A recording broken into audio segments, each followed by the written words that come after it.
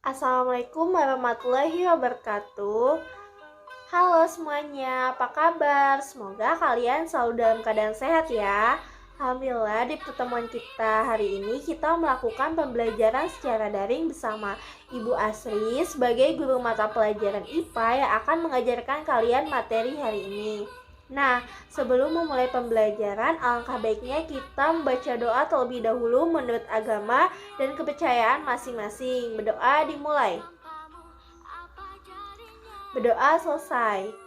Anak-anak sekalian, jangan lupa sebelum pembelajaran dimulai, disiapkan alat tulisnya terlebih dahulu ya.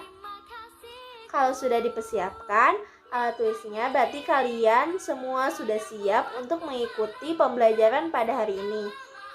Nah, Ibu akan menjelaskan materi pembelajaran pada hari ini yaitu tentang listrik statis. Kira-kira apa ya itu listrik statis? Terus bagaimana bisa terjadi listrik statis? Muatan apa saja ya yang terdapat dalam listrik statis? Nah, semuanya akan kita bahas di pertemuan kita hari ini. Baik, jadi sebelum kita masuk ke materi inti, Ibu mau nanya dulu nih sama kalian semua. Di antara anak-anak ibu sekalian, ada yang bisa menyebutkan apa saja gejala kelistrikan yang terjadi di sekitar kita? Untuk yang sudah mengetahui jawabannya, boleh langsung menuliskan jawabannya di buku catatan kalian masing-masing ya, untuk nanti kita bahas. Jadi, gejala kelistrikan yang paling sering kita temui di kehidupan sehari-hari salah satunya dapat kita lihat ketika hujan turun. Nah, ketika hujan turun, anak-anak suka memperhatikan tidak kalau hujan suka disertai kilatan cahaya dan gemuruh yang sangat besar. Ada yang tahu peristiwa apa itu? Betul sekali, jawabannya adalah petir. Jadi, peristiwa yang terjadi ketika hujan turun lalu disertai dengan kilatan dan gemuruh yang sangat keras itu namanya petir. Nah, anak-anak sekalian, apa kalian tahu bagaimana proses terjadinya petir?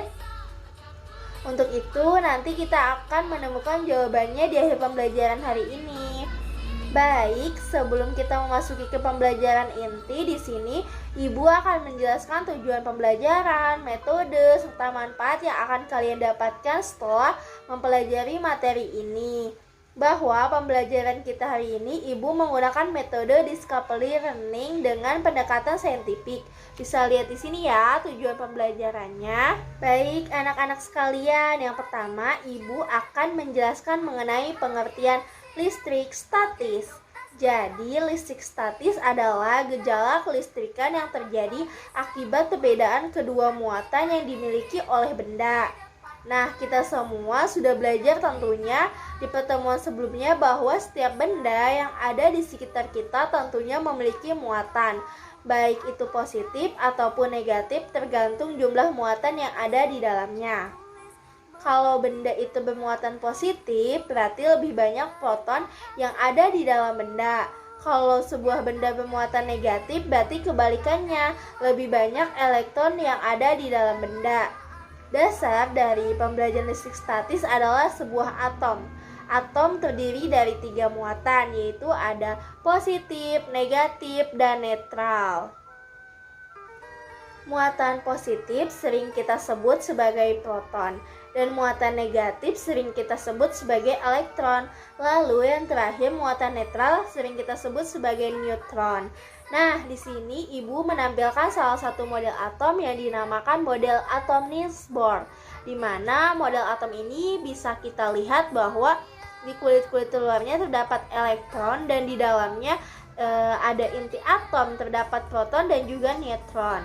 Jadi, elektron ini letaknya ada di kulit atom, sedangkan proton dan neutron letaknya ada di inti atom. Nah, atom juga terdiri dari beberapa lapisan kulit yang biasa disebut kulit K, kulit L, kulit M, dan kulit N.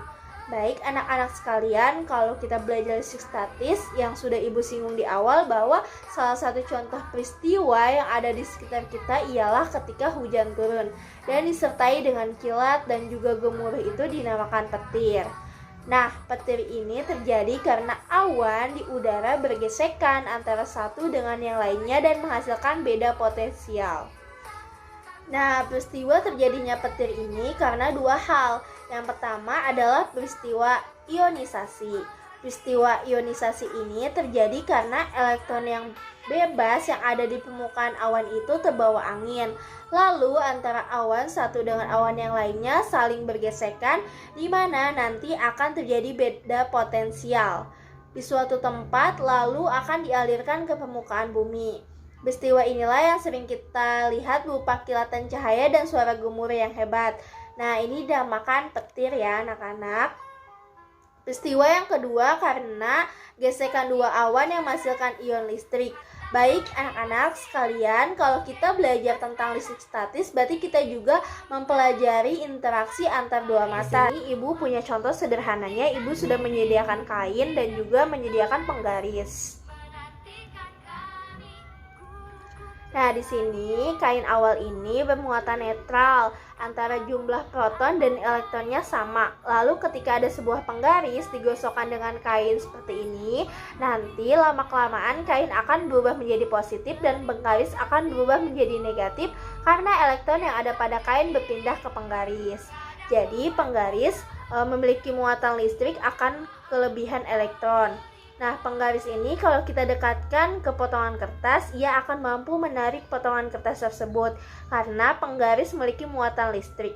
Nah, peristiwa sederhana itu sering kita sebut sebagai listrik statis. Baik anak-anak, sekarang kita akan melakukan percobaan tentang interaksi antar dua muatan yang terjadi pada listrik statis. Nah, alat dan bahan yang perlu kalian siapkan yang pertama ada laptop, kuota internet, dan alat tulis, juga website laboratorium virtual penunjang bernama PET Colorado. Perhatikan interaksi antar dua muatan melalui percobaan sederhana berikut ini.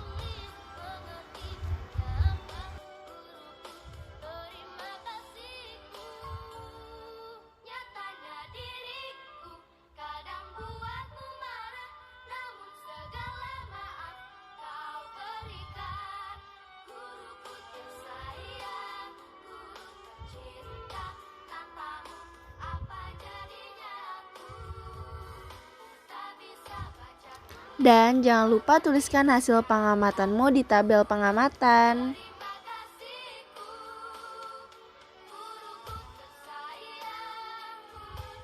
Baik, sampai di sini dulu pembelajaran kita pada hari ini. Terima kasih semua anak-anak ibu yang sudah menyimak. Semoga materi hari ini dapat bermanfaat.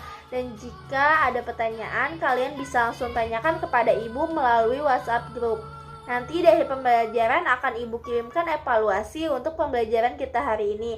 Jangan lupa dikerjakan ya anak-anak. Nah, sebelum ibu menutup pembelajaran pada hari ini, alangkah baiknya kita berdoa terlebih dahulu. Berdoa dimulai. Berdoa selesai. Baik anak-anak ibu semuanya yang hebat yang sudah mengikuti pembelajaran pada hari ini, terima kasih dan jangan lupa istirahat. Sampai ketemu di pertemuan kita selanjutnya. Wassalamualaikum warahmatullahi wabarakatuh.